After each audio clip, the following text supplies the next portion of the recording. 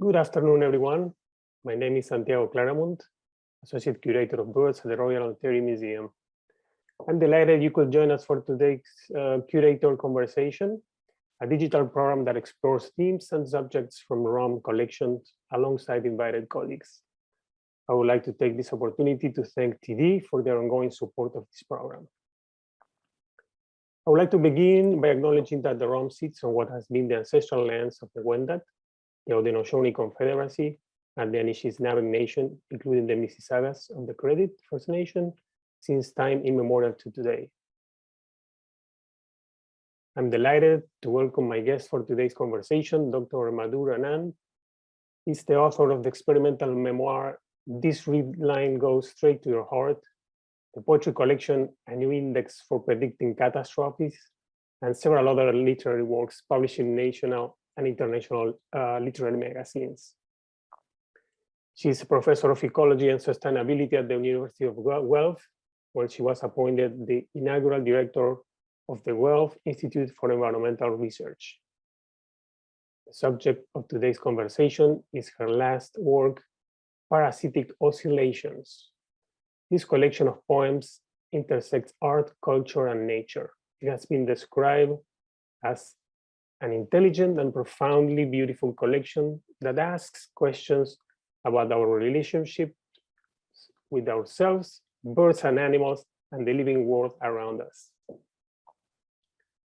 We'll begin today's program with a short conversation exploring Madhur's journey in composing her most recent work. During the program, please submit your thoughts via the Q&A feature on screen, and we'll have some time at the end to answer your questions. Please join me in welcoming Madhur Anand to the conversation.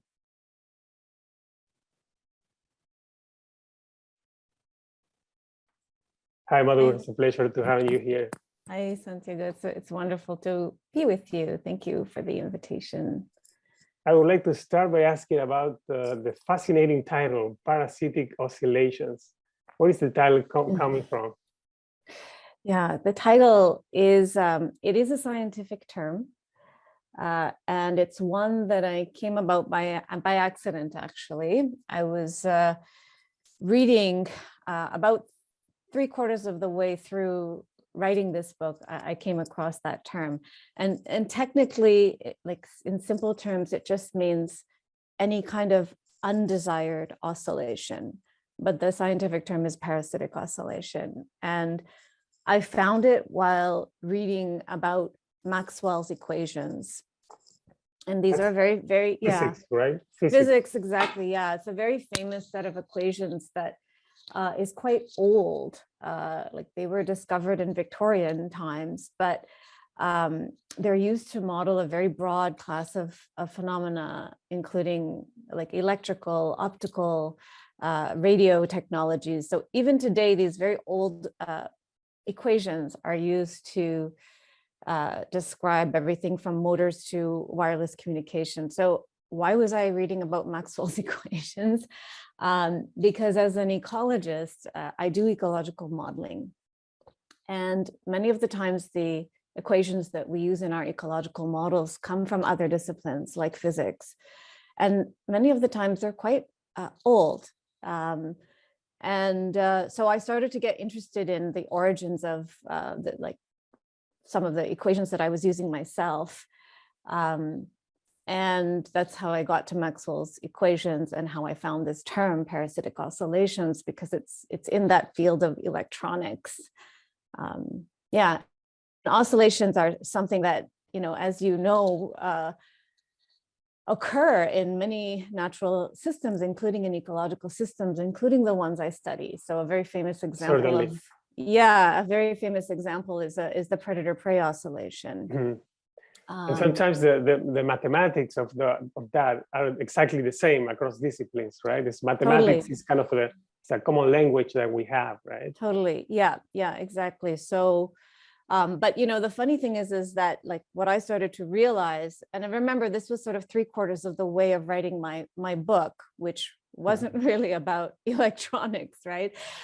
It was about many other things which we'll go into. But I thought, oscillations is something that is happening in my work. And in ecology, usually oscillations, they're not always undesired, right? So I thought this concept of desired and undesired was one that was really kind of like going through my entire work as a vein, and somehow this phrase kind of captured like the ups and downs, the waves, like the currents that were going through the poetry that I was writing, including the oscillations between poetry and science that happens in the work.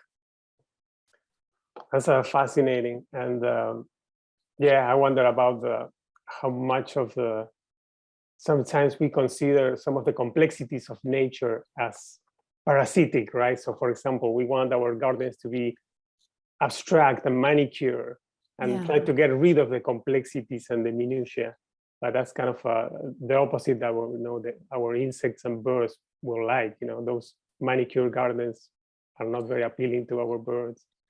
And we're excluding beauty from from around us by trying to exclude the complexities, right?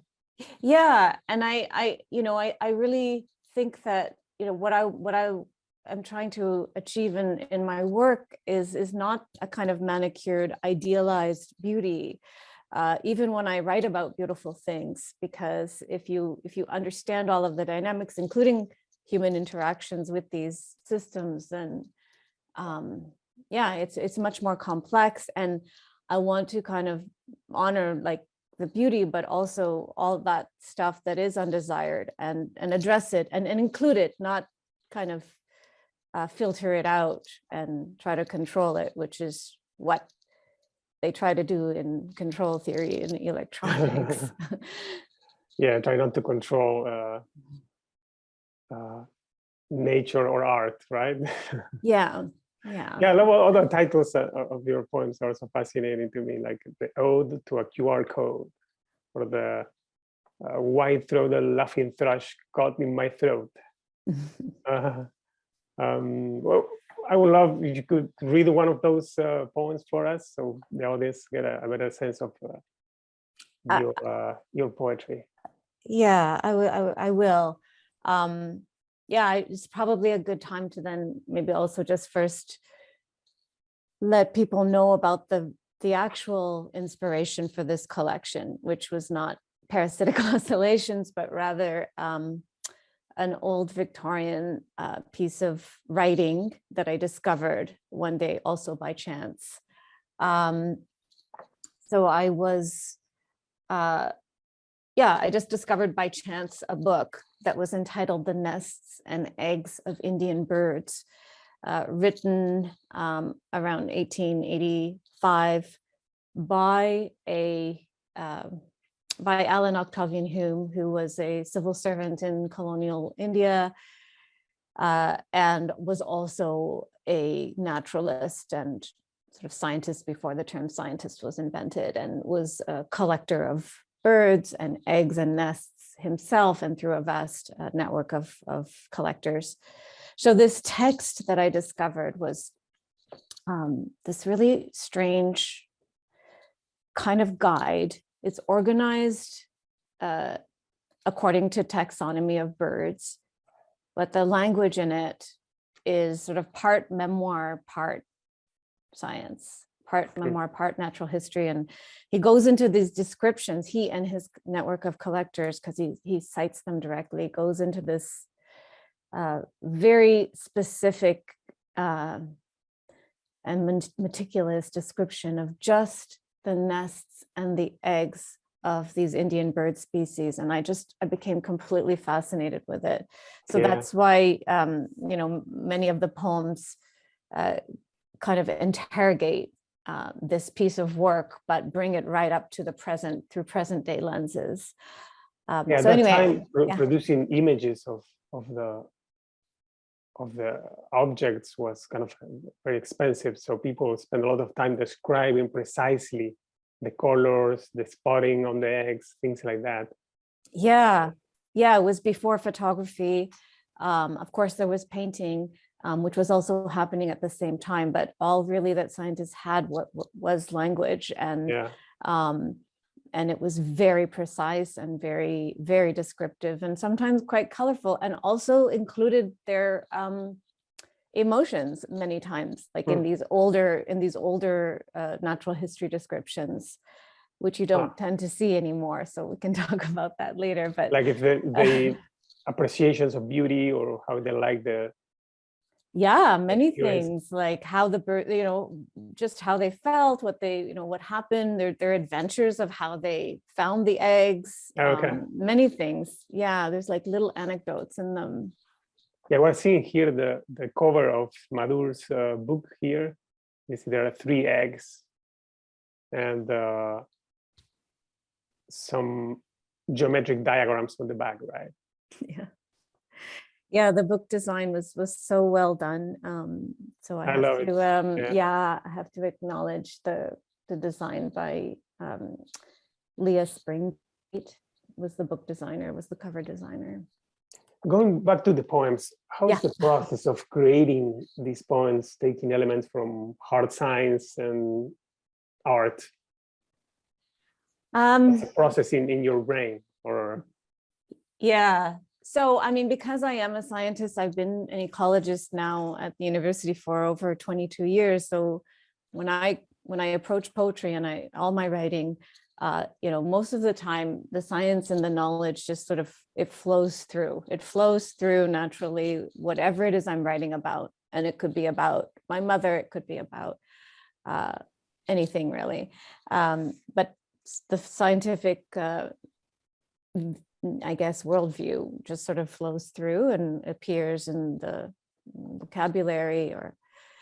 But other times, I was just going to say that at other times, it's like I really play with it because those two worlds are still very different. And so I will do like little experiments with science in order to generate poetry. So because it's interesting. But yeah, like for example, there's several poems in this book and in my previous book that are found poems. So I will take the texts of scientific papers and construct poems based on words that only occur in that scientific paper.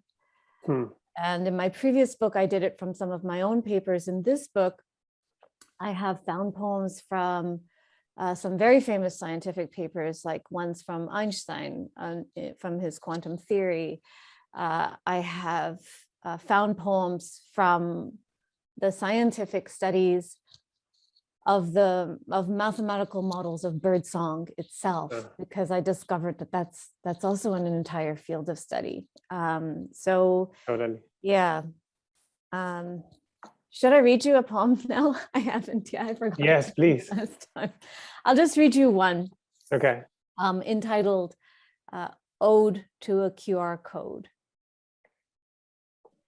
In the ornithology wing at the Natural History Museum, which I cannot scan because my position, alignment, and timing are not in sync with the encryptor. All the minor corrections in the world cannot replace broken trust. What was there at the start, a non-human voice, a silence that lives like a standing wave. When a scanner, and I mean I, cannot recognize a symbol, it will be treated as an erasure. Chances are, colored hands touched those skins first.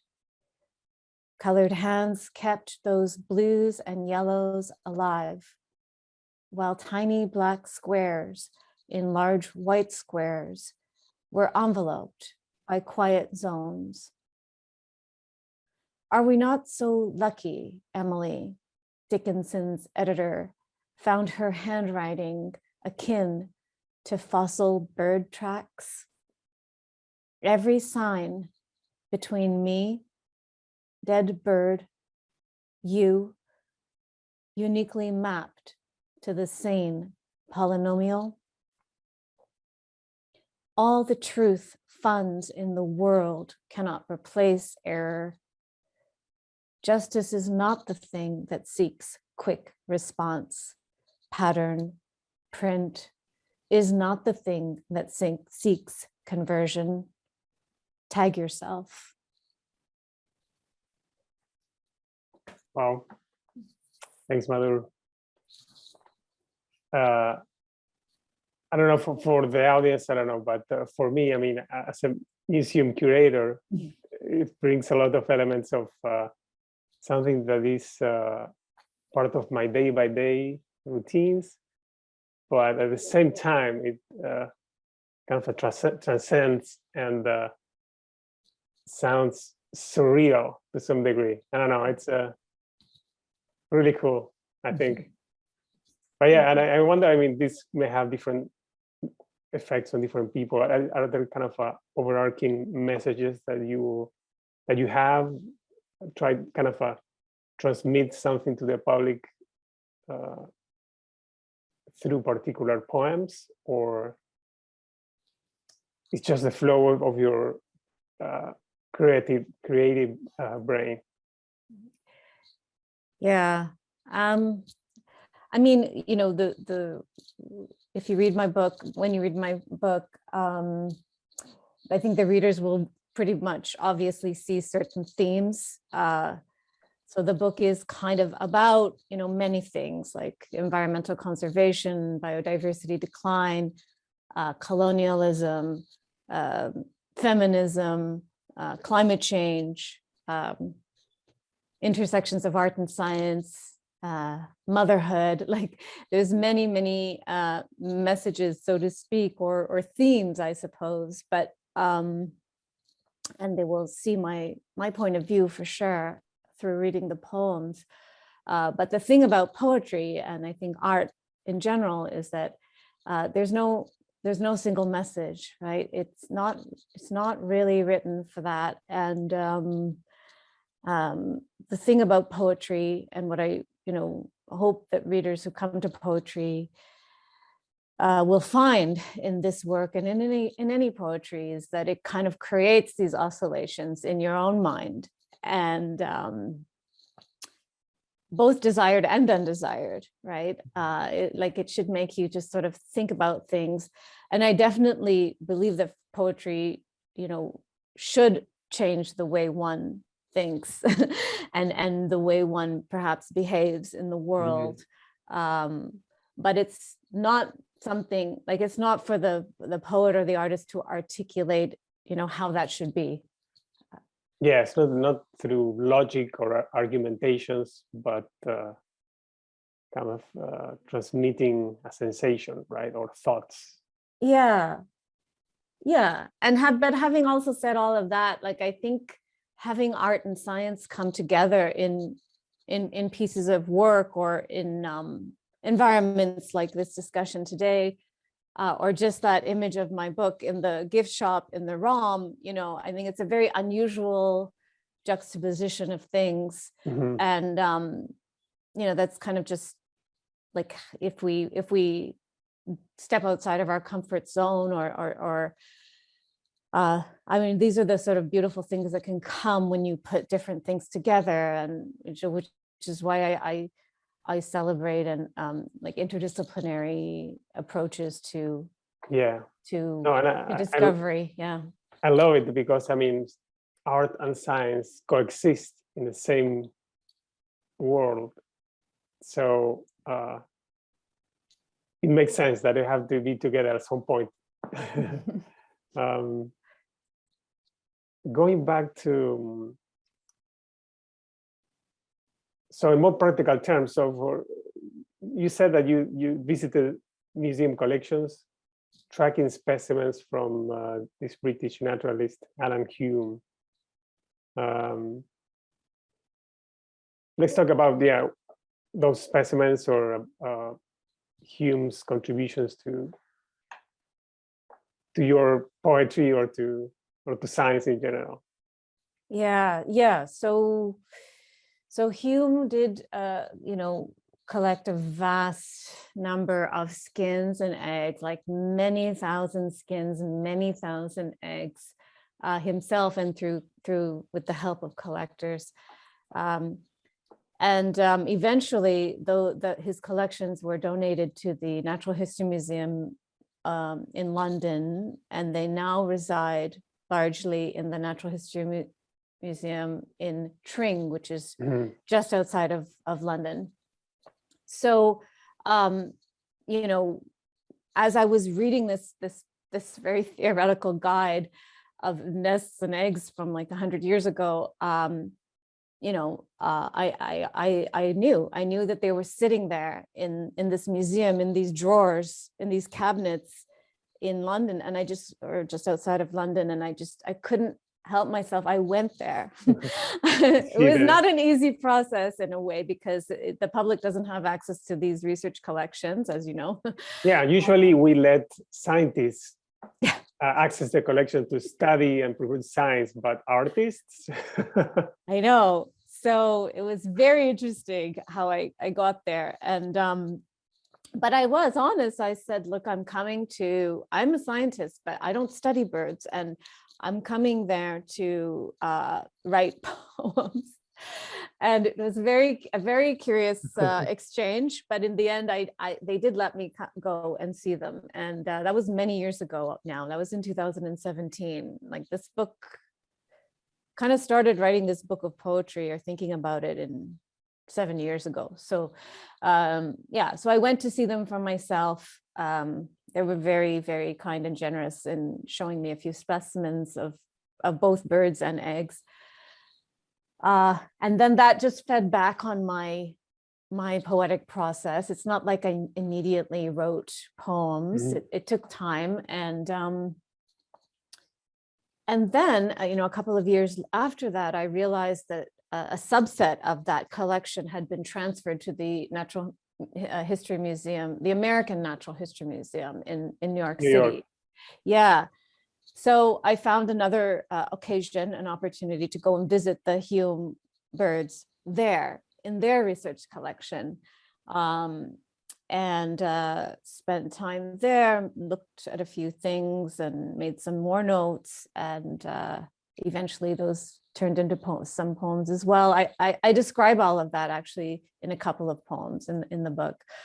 And then we realized that we have oh my gosh, yeah, several that's right, several species from Hume's collection here at the ROM, right? Yeah, exactly. So then what I did was I searched on Vertnet, which you know, as you know, but maybe the people who are tuning in don't know that this is a digital record, like an online database of all the specimens in most of the major natural history museum collections in the world, mostly North America, but so you can go and search, right? Because these specimens are entered according to not just species, but location where they were collected, date they were collected, etc. Keywords, yeah. So I searched for Hume and Indian birds, and lo and behold, like after, you know, traveling around the world. By the way, I went to India as well, to some of the location points of collection. I don't think any of the specimens are still in India, but the original locations where they were collected, of course. And yeah, I found that there was the specimens right in the ROM, and that's when I contacted you. That's when our exchange began. Yeah. Fortunately, we're, you know, restricting visits because of COVID. But yeah, we have about 100 specimens from Hume's collection. Now I have here one of the specimens you mentioned in your book. Look at this. This is the Oriental pied hornbill from Hume's collection. Beautiful specimen. And it's the only specimen we have of this species. And actually, you helped us realized that it was erroneously identified. We corrected that in our database now. So thanks for that. That's so wild. That's so wild. I mean, you know, to me, because I often get asked, you know, how does poetry help my science? Well, I don't know, but I think it can help science because here it corrected a error in the Totally, correction. totally. But yeah, that Oriental pied hornbill. Do you have the label? What was the date that it was? I just can't recall offhand. What was the date that it was collected? 1870, December 1870. 24th. Oh my in God. Dehradun. Dehradun. Yeah. So this is a really, really crazy thing. Yeah. Dehradun. So Dehradun is where my mother is from. My mother, my mother grew up there. That was where her family relocated after the partition of India, and so she was an adolescent there. And I've written about that separately. But are these birds still around? Do you know? These birds? They are. So that was the amazing thing. Beautiful. That's the amazing. No, but this gets even more crazy because what happened was it was the pandemic, and I was corresponding with you about what hummingbirds you had. And at the same time, I was corresponding with a poet who lives in Dehradun. He's well, let's just say that he was telling me about his garden. He was writing about his own garden in his own poems, his backyard garden. And I said, well, what kind of birds visit your garden? I asked him one day. And so one day he sent me a photograph that he took. And they were hornbills. I mean, because they're so obvious, right? Yeah. So they were hornbills. And then I said to I think this was the order of what happened, is that I said, oh, I wonder if any of the birds, because you had sent me this big long list, or I had extracted this big long list of hummingbirds that were in the ROM. And I thought, I wonder, I don't know, I'm just going to check and see if there's any of his birds that were collected in Dehradun, because I know he collected in Dehradun. I had to come across that name and when I had visited these other places. So yeah, then I looked, and yes, the specimen that you had from Dehradun from over 100 years ago was the same species that he was showing me today in his backyard. Awesome. And awesome. So anyway, that's why that specimen made it into a poem, into my book, because it's a parasitic oscillation. Beautiful, beautiful. Let's see, we have questions from the audience. We do have a question from Emily Donaldson. As a rare person who moves between the worlds of science and art, how are you received by your colleagues in the two disciplines?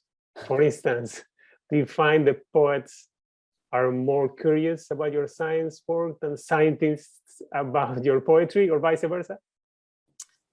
Hi, Emily. Let's see. So overall, since I've been doing this, generally speaking, I do think that I do get more curiosity about my scientific work from poets. That may be because the poetry community extends beyond academia. So, and science largely occurs within academia, largely, right? So I think it may be because of that. Poetry is everyone, and I mean, you don't have to have any formal training to be a poet, right? To be an artist more generally. So I think it's there's a little bit more curiosity there. In the scientific realm, I find that, my scientific colleagues, for the most part, pretty much unanimously, people are very curious about the poetry, and,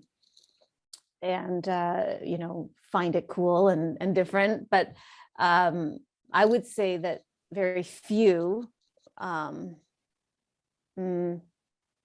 there's just so few scientists writing poetry and actually doing it, right? So it's a very different thing. Probably reading about poetry. They are reading papers usually, right? Yeah, they are. They are scientific papers. I'm not to say that, scientists are not creative or anything like that, because I think there's a lot of creativity in scientific work. But I think generally speaking, not a lot of people read poetry, right? So that applies even to my scientific colleagues. As a reminder, questions can be submitted via the Q&A feature on the screen. We have another question from Emily. Also, what's your favorite bird? Oh God, so the one that just comes to mind, because I spend a lot of time looking at it, is the American robin. It's a beautiful one. I'm not gonna apologize, even though it's so common. It's so common, but I have written extensively and observed extensively robins nesting on my porch, and I have a very, that's my first, I have hundreds of favorite birds, and robins are one of them. Really? Great. Yeah. A question from Adriana. I was wondering if Madhur had any training on poetry or creative writing. I mean, you have training in science and ecology, right? Correct. How about your other dimension? Well, I mean, just as like I said before, I don't think you need any training to be an artist. I mean, I don't know what it takes to be a writer or an artist, but and you can certainly get training, right? We have MFA programs and courses and so on. So I don't have an MFA. I don't have any degrees in English literature or creative writing. I don't think I've ever taken a creative writing course, although I have done workshops.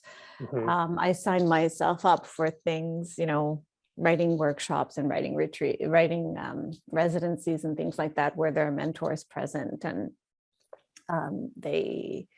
you read and you write, and there's this constant oscillation. Definitely not an impediment for being creative.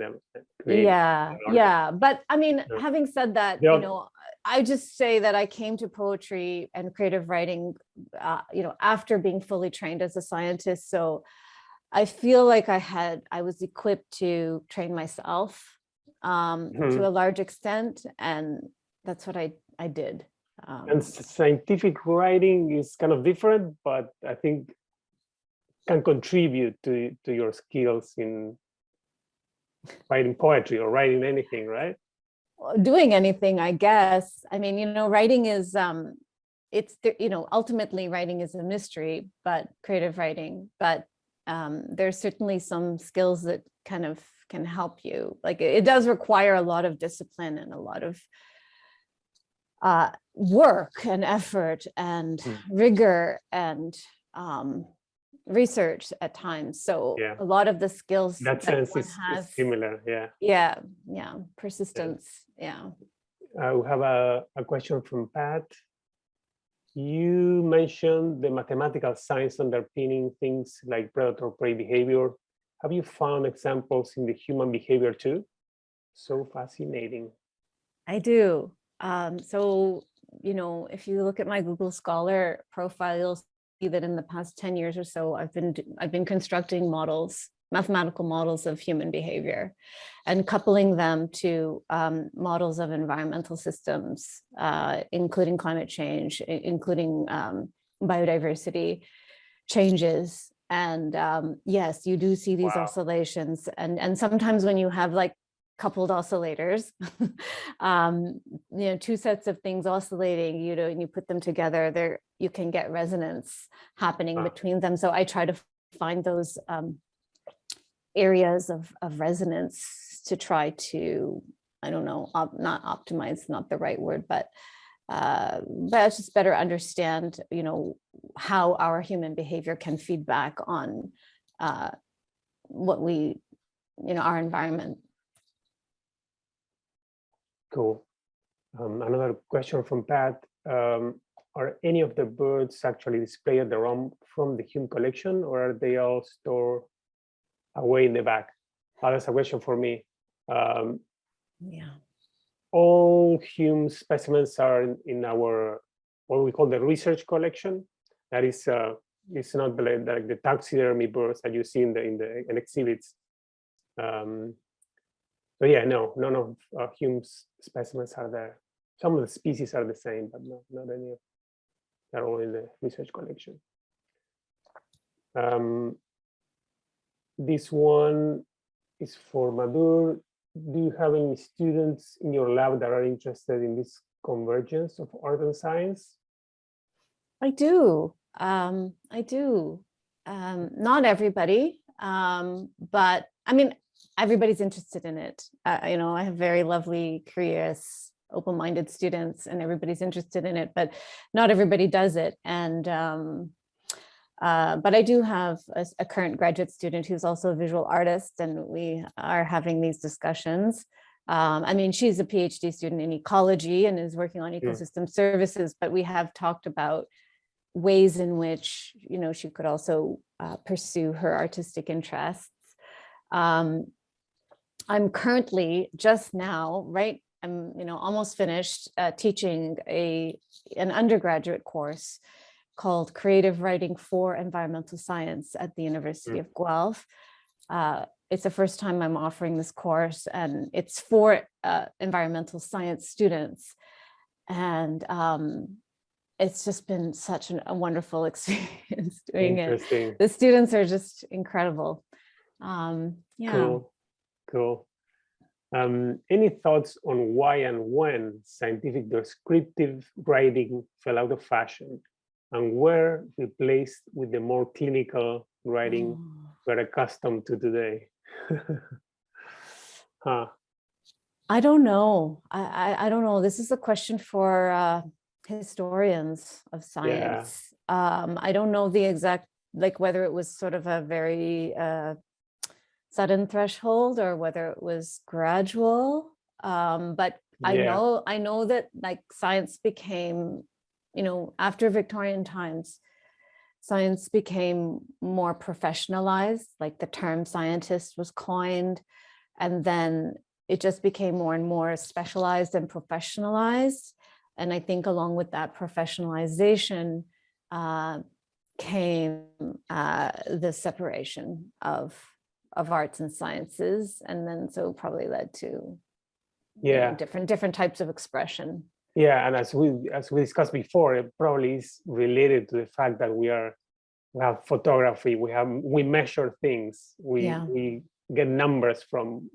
So I'm fascinated because the results section of scientific papers is a short collection of results, a table with the statistics and things like that, and we kind of have replaced the long descriptions by these by numbers and images and recordings and things, right?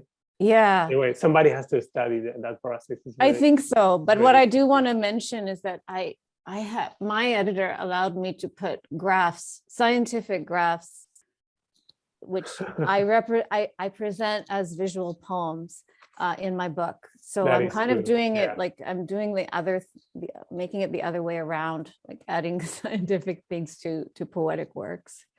Yeah, maybe it was a switch from text to images, maybe. Yeah. Or at least that potentially was involved in that process. Yeah. People want to see the specimen again. Here it is. This is the Oriental pipe-billed hornbill.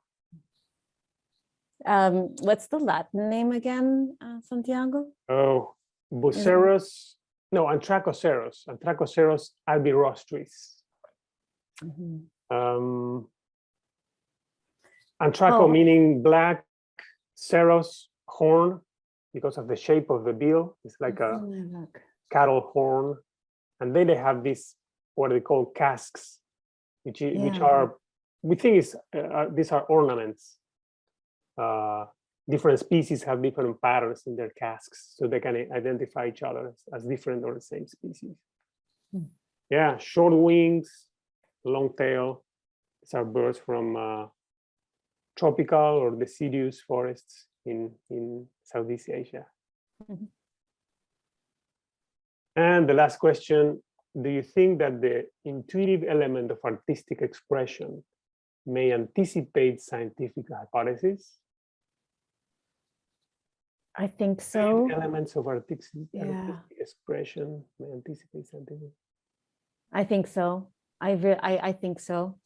I don't have many examples for you, Maureen, and I think, again, this could be something, a subject for the history of science. There is a book, though, that I have read a long time ago called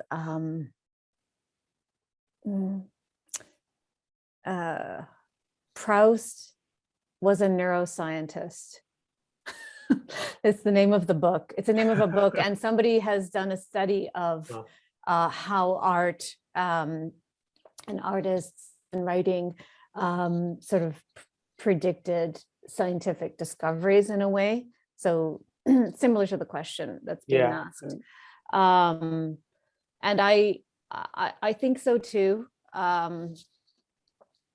But I don't have very concrete examples from my own life yet, but I do think that there is this kind of constant conversation between, you know, my artistic intuition and my scientific work.